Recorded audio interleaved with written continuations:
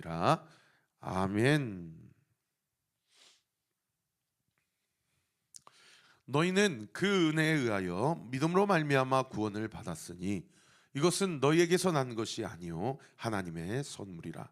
에베소서 2장 8절 말씀. 아멘. 우리가 자 마음속에 볼까요? 시작.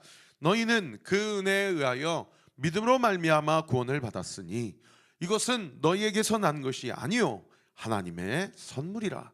에베소서 2장 8절 말씀. 아멘.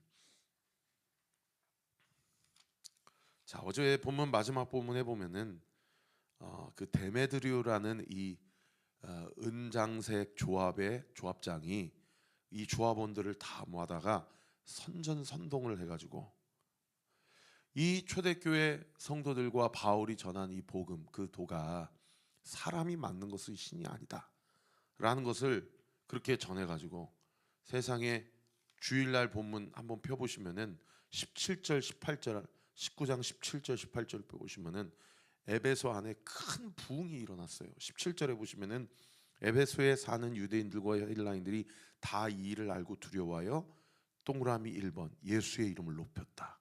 예수님 이름을 높이고 예배를 한 거죠.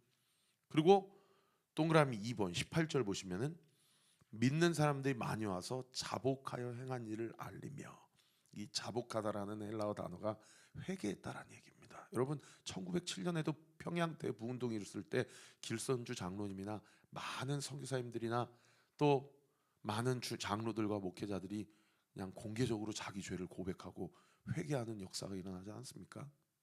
하디 선교사님 이런 분들이 내가 교만했습니다. 내가 조선을 위해서 선교한다고 와놓고서는 저 미개한 족족들, 그리고 길선주 장로님도 자기가 입마에 포켓한 것들 다 하나님 앞에 공개 회개하고, 그리고 세 번째는 예배하고 회개하는 것만 있는 것이 아니라 어떤 일이 있었어요? 19절에 보면은 자기들이 가지고 있는 이 아데미 여신과 관련된 서적과 그 부적들을 다 가지고 와가지고 불로 태워버렸더니 세상에 그 불로 태운 가치가 은 5만이나 되었다. 오늘날 하루 일당을 10만 원이라고 그러면은 50억이나 되는 엄청난 부적과 이 서적들을 가지고 자신들이 드리는 그 예배와 자신들이 고백했던 그 고백이, 회개가 거짓 회개가 아니고 거짓 예배가 아닌 것을 행위로 증명을 하잖아요. 그래서 예배가 회복되고 예배가 세워지고 회개가 터져 나오고, 그리고 회개에 합당한 실천적 열매가 맺어지게 되니까 에베소 안에 큰 부흥이 일어난 거죠. 그러니까 세상에 초대교회 성도들이 더 주님 앞에 나와서 회개하고 전도의 문이 열리고 많은 사람들이 주께로 나와서 자기 자유를 회개하고 하나님을 영접하니까 여러분 어떻게 돼요? 그 에베소 안에 있는 그 우상 사업이 계속해서 그냥 곤두박질 치는 겁니다.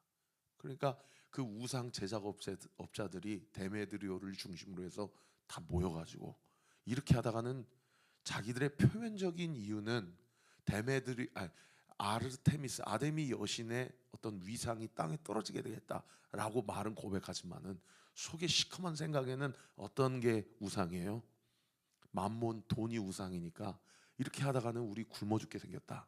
그래가지고 선동질을 해가지고 세상에 바울을 찾는데 바울은 못 찾고, 어제 보면 마지막 구절에 보면은 29절에 가이오와 아리스다고, 평소에 바울과 함께 다니는 이 초대교회 바울의 최측근 성도들이었어요. 이 사람들을 데려다가 아주 그 에베소 극장 2만 4천 명이나 모일 수 있는 대극장에다가 수많은 사람들이 모여가지고 집단 린치를 하려고 그렇게 폭행을 지금 벌이려고 하는 그 일촉즉발의 상황 가운데, 여러분 오늘 보면 첫 구절 32절에 보십시오. 사람들이 외쳐 어떤 이는 이런 말을 어떤 이는 저런 말을 하니 모인 무리가 분란하여 태반이나 어찌하여 모였는지 알지 못했다.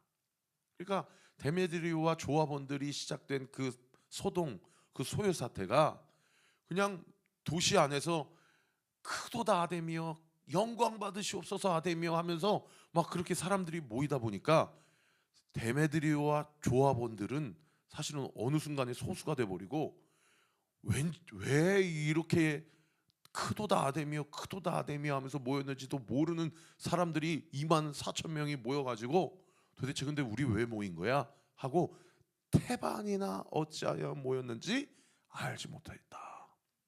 여러분, 이 군중 심리라는 게 이마만큼 무서운 거예요.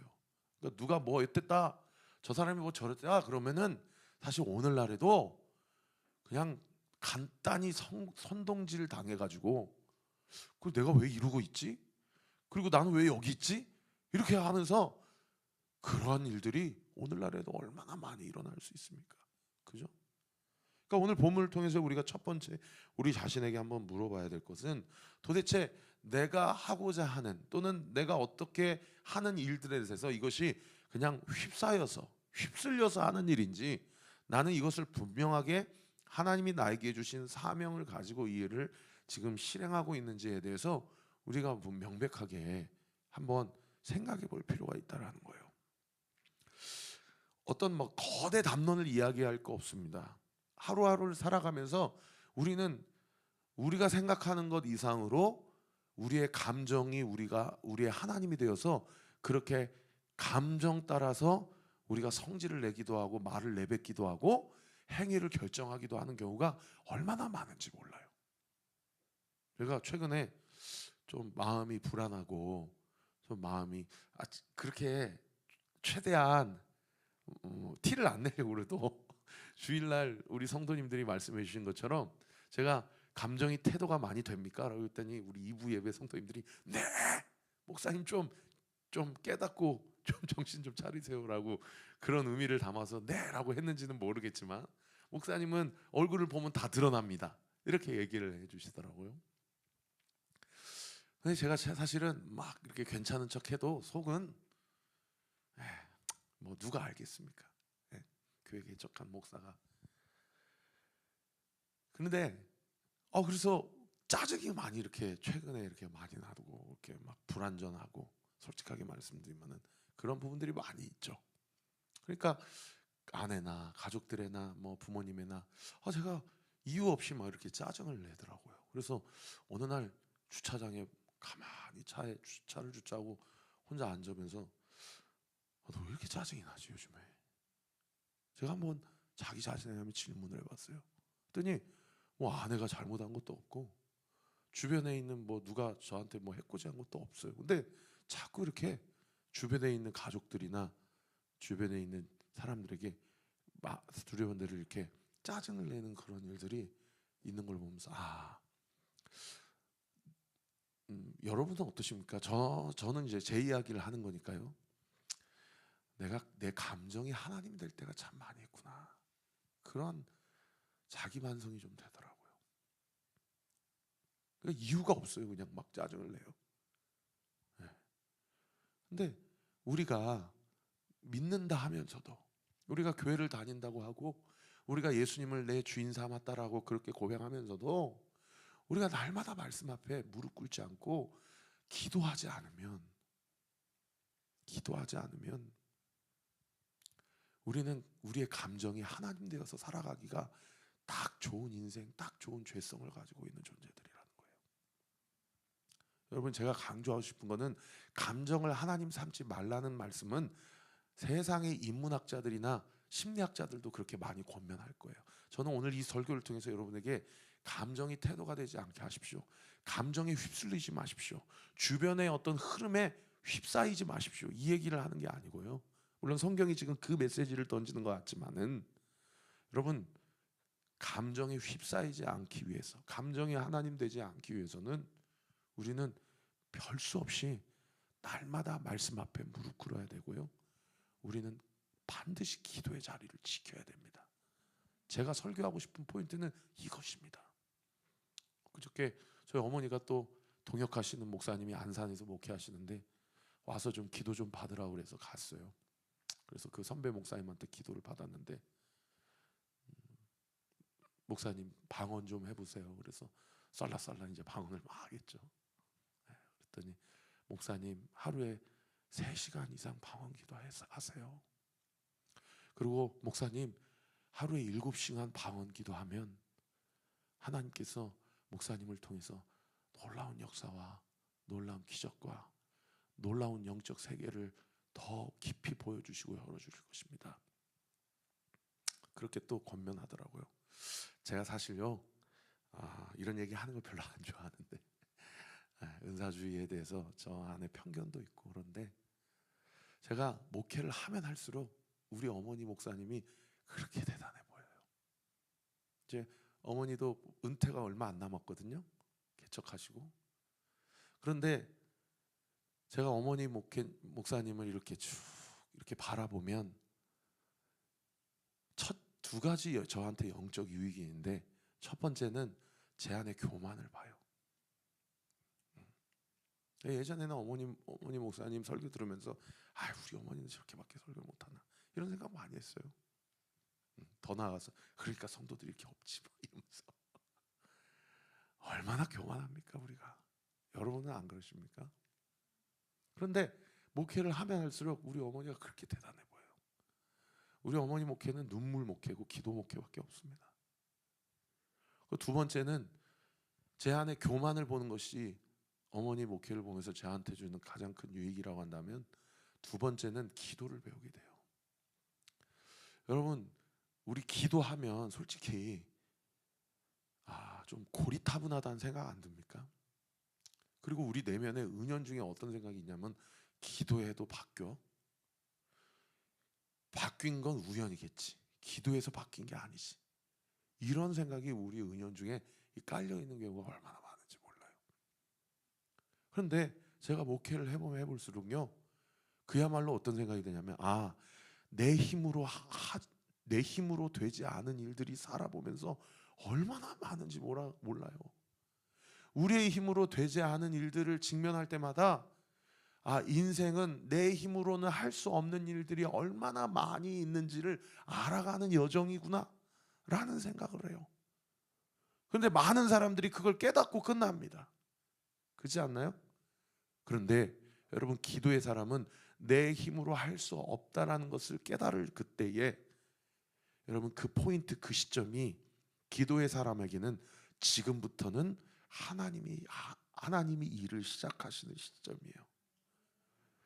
내가 할 수 없다고 생각하는 그 시점이 이제부터는 하나님이 일하시는 시점이 시작이라고요. 그래서 기도의 사람에게는요 불가능이 없고 기도의 사람에게는 제한이 없고요 기도의 사람에게는 무능력함이 없는 거예요. 할렐루야. 왜요? 어차피 나는 주님 앞에 두 손 두 발 다 들었으니까. 그리고 내 인생의 모든 결정과 주권이 하나님께 있음을 인정하기 때문에 이제부터서는 이거는 하나님이 하셔야 될 일이라는 것을 믿고 주님 앞에 서는 자는 반드시 기도하지 않을 수 없게 되는 거죠. 그래서 사랑하는 성도 여러분, 하나님이 우리에게 왜 고난을 허락하시는지 아십니까? 우리를 기도하는 자 만들기 위해서요. 여러분 이엠 바운드의 기도의 능력이라는 책에 보면 교회의 가장 큰 타락은 성도의 가장 큰 타락은 성도와 교회가 기도하지 않을 때이다 라고 이야기를 합니다. 기도하지 않을 때는 여전히 우리의 인생에 대한 힘이 바짝 내 힘이 들어가 있어요.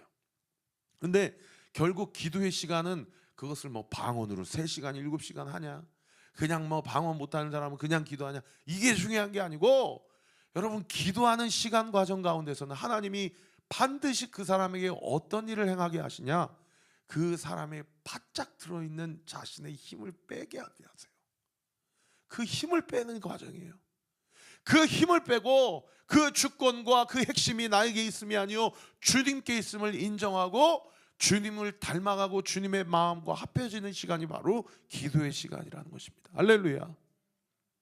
그래서 영적으로 철드는 것은 기도할 때 눈물 흘린 만큼 철들게 됩니다. 영적으로 철드는 시간은 기도할 때 눈물을 흘리는 만큼 영적으로 주님의 마음을 알아가죠. 태반이나 어찌하여 이 자리 가운데 모였는지 알지 못하는 상황 가운데서 그 24,000명이나 되는 그 무리 가운데 유대인들이 일부 있었던 거예요. 그래서 그 유대인들이 누구를 권하여 앞으로 밀어내냐면 알렉산더라는 사람을 권해서 그 연극장의 그 무대 앞에 그냥 등 떠미릅니다. 이 알렉산더는 아무래도 유대교 회당의 회당장이나 유대교 지도자였던 것으로 추정이 돼요. 그래서 이 알렉산더가 올라간 것은 등더미로서 올라간 목적이 뭐겠습니까? 지금 이 조합원들과 데메드리오를 위시하는 이 우상 제작업자들이 열이 받아서 매출이 급감하기 때문에 모였고, 그걸 알지 못하는 이 에베소의 많은 시민들은 그냥 크다 아데미어라는 그 구호만 듣고 지금 모였는데, 이 유대인들, 또 특별히 유대교에 있는 사람들이 이 바울과 초대교회 성도들, 이 기독교라고 지칭해 보면 이 기독교의 부흥으로 말미암아 지금 이 아데미와 관련된 우상 산업이 급감한 것은 유대교와는 상관없는 일입니다. 그러니 화살을 계속해서 초대교회 성도들과 기독교 신자들에게 돌리시고, 우리 유대교회는 아무런 피해가 없게 해달라고, 아마 그러한 이유로 이 알렉산더를 등 떠밀었던 것 같아요. 그런데 34절에 이 군중들이 어떻게 합니까? 그들은 그가 유대인인 줄 알고 다 한 소리로 외쳐 이르되 크다 에베소 사람의 아데미어 하기를 2시간이나 했다. 사람들이 이게 유대교에서 비롯된 문제인지 기독교에서 비롯된 문제인지 그건 중요하지 않은 거예요. 크다 아데미어, 크다 아데미어 라고 하면서 사람들이 모였고, 그런데 이런 구호를 외치기까지 그 시작점이 무엇이었는지에 대해서 자기들은 태반이나 잘 모르지만 어떻든 모였고 이 소요 사태가 어떻게 규결되는지에 대해서만 관심이 있지, 이게 유대교에서 비롯된 건지 기독교에서 비롯된 건지 이건 관심이 없는 거예요. 그때 또 한 사람이 무리를 진정시키려고 등장을 하지 않습니까? 35절에 보면 서기장이 등장을 해요. 여러분, 이 서기장은 밑에 도움말에 보시면 에베소시의 고위 행정관으로 로마 관리와 시민들 사이에 중재 역할을 하는 사람이다. 제가 주석을 찾아보니까 이 당시 에베소에는 로마 정부와 에베소 시민 사이에서 시민 모임의 결정 사항을 로마 정부에 전달을 하고, 또 로마 정부의 결정 사항을 에베소 시민들에게 전달하는 유일한 한 민회의 수석 행정관이 있었는데, 그 사람이 이 오늘 본문 35절에 기록되어 있는 서기장이에요. 그래서 이 서기장은 에베소시에서 가장 높은 공무원입니다. 그런데 슈나벨이라는 에크하르트 슈나벨이라는 신학자는 이 35절에 등장하는 서기장이 어제 본문 마지막 구절 31절에 아시아 관리 중에 바울의 친구된 사람들이 있었는데 그들이 바울로 하여금 연극장에 들어가지 못하도록 막았다라는 표현이 있거든요. 그 고위 아시아 관리 중에 한 사람이 오늘 본문의 이 서기장이라고 추정을 합니다. 왜냐하면 이 결과적으로 이 서기장이 이 군중들의 이 흥분된 감정을 진정을 시키고, 이렇게 하다가는 당신들이 불법 집회로 로마 전국에 오히려 고발당할 가능성이 있으니 지금 빨리 해체하지 않으면, 돌아가지 않으면 큰 문제로 당신들을 고발할 것이다 라고 이야기하기 때문인 것이죠. 실제로 40절에 보면요, 오늘 아무 까닭 없는 이 일에 우리가 소요사건 동그라미, 이 소요사건이라는 헬라어 단어를 직역하면 폭동이라는 단어예요. 그리고 그 다음 구절을 보시면 또 어떤 표현도 나옵니까? 소요사건으로 책망받을 위험이 있고 우리는 이 불법 집회와 관하여 보고할 자료가 없다. 이 집회를 지금 어떤 집회라고 표현해요? 불법 집회라고 표현을 하는 거예요.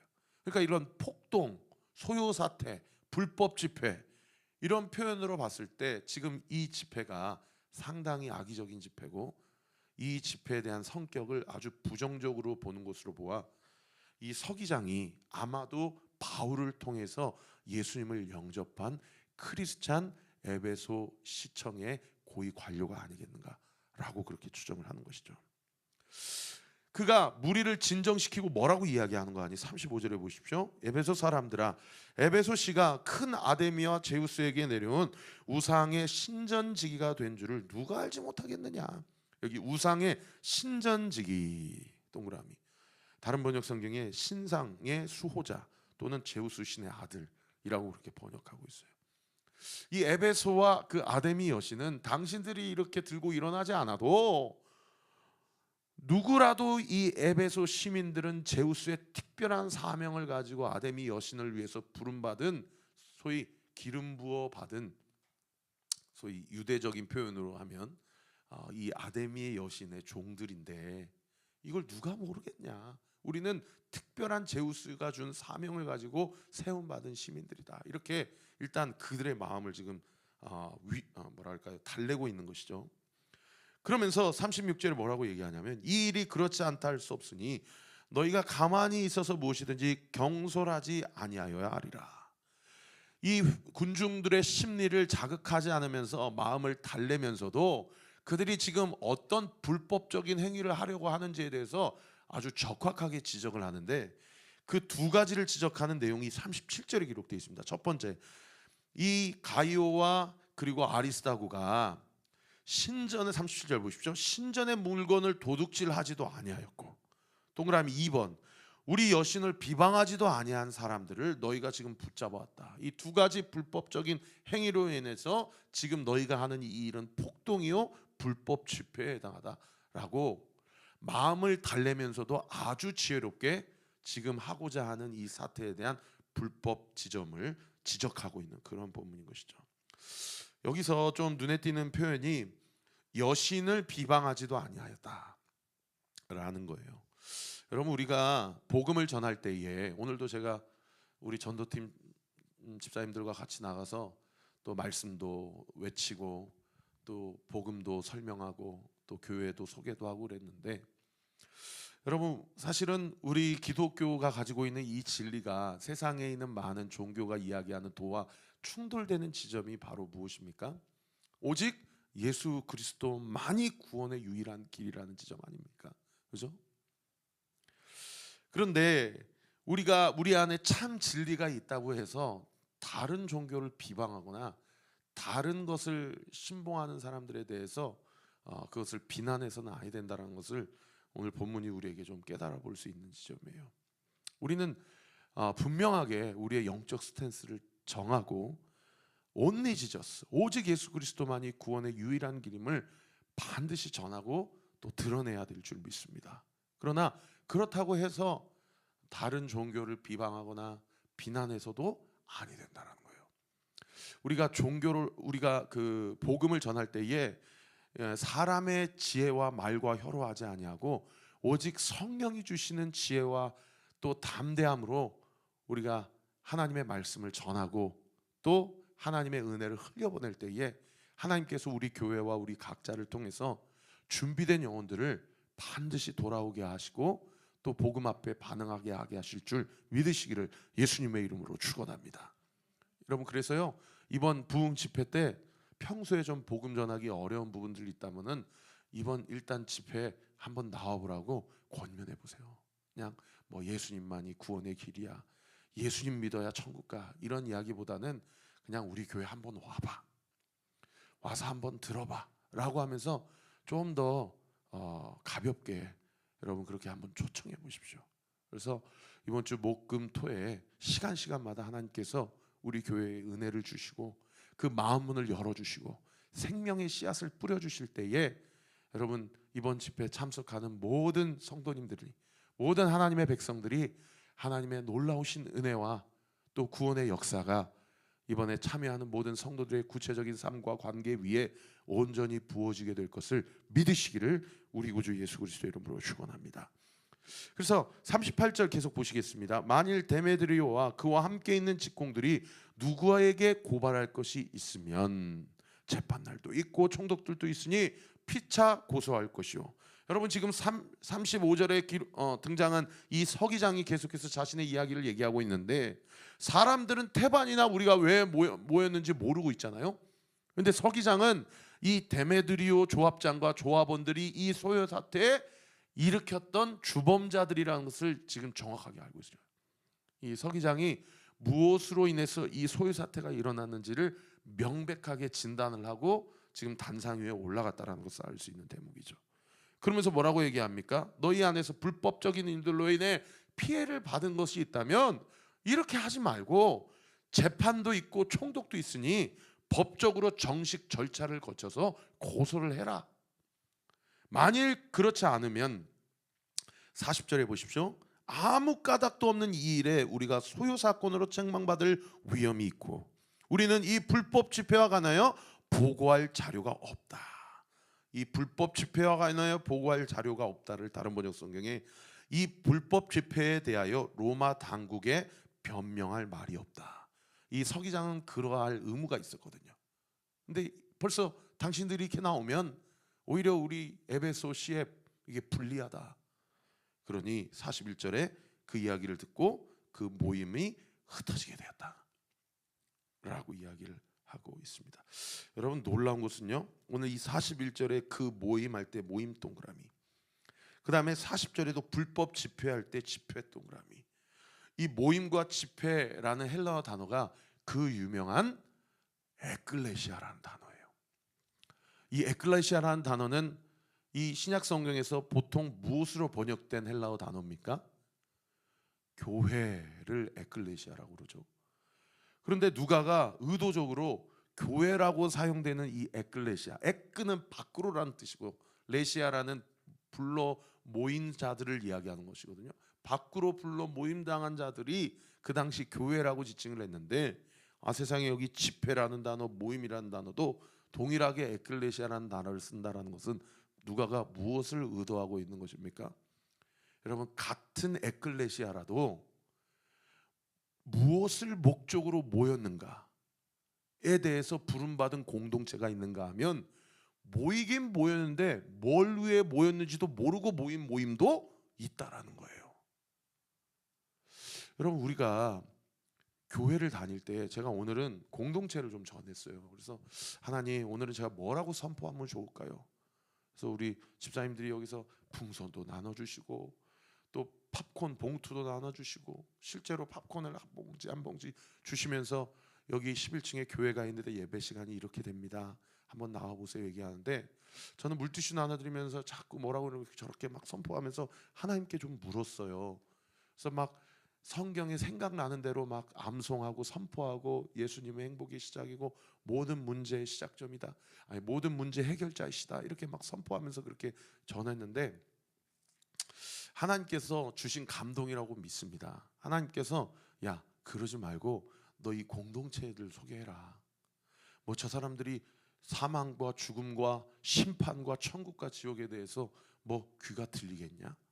하나님이 저한테 그런 감동을 주시는 것 같아서 그 다음부터는 제가 뭐라고 고백했냐면, 다산 주민 여러분, 이 건물 꼭대기층에 따뜻한 공동체가 있습니다.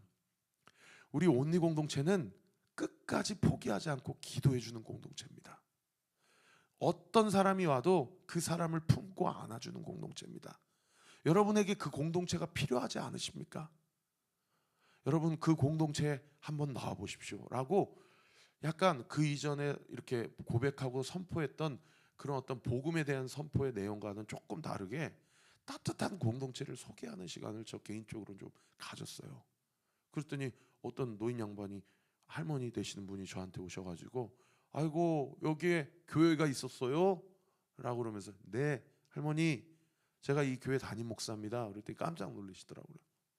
그래서 우리 공동체 교회 새벽 예배도 있고 또 목요 예배도 있고 주일 예배도 있으니 한번 꼭 나와 보세요. 그랬더니 그 할머니가 저한테 내가 사실은 잘 믿었어. 그런데 내가 교회를 안 나간 지 꽤 됐어. 그런데 다시 나가고 싶어도 용기가 안 나. 할머니, 여기 공동체 따뜻한 공동체, 끝까지 기도하는 공동체입니다. 한번 나오세요. 그랬더니 내가 한번 나갈게요. 알았어요. 그래서 집사님들끼리 다 전도를 마치고 같이 기도했어요. 하나님, 오늘 팝콘 받으신 분들, 물티슈 받으신 분들, 풍선 받으신 분들, 그들 마음 가운데 한번 교회에 나올 수 있는 마음, 그 순종할 수 있는 마음, 행위로 옮길 수 있는 믿음까지도 하나님 겸하여서 그들에게 허락해 주세요. 사랑하는 성도 여러분, 우리는 무엇을 위해서 모인지도 모르고 모인 공동체 아닙니다. 우리는 오직 예수님을 위해서 모인 공동체입니다. 예수님을 우리의 인생의 주인으로 고백한 자들의 모임이 우리 온리교회예요.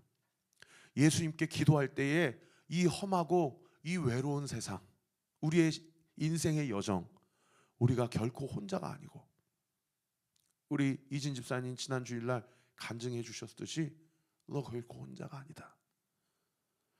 우리가 함께 힘을 모아서 손을 붙잡고 함께 살아가는 생명의 공동체, 우리 온리교회 공동체임을 믿으시기를 예수님의 이름으로 축원합니다.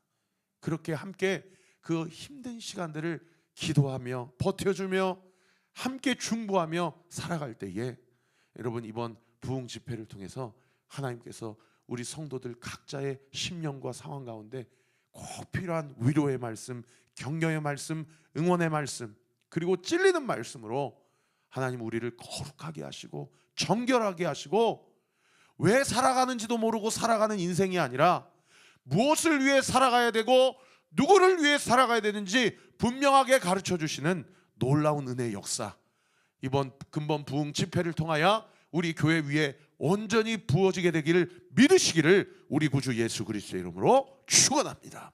기도하겠습니다.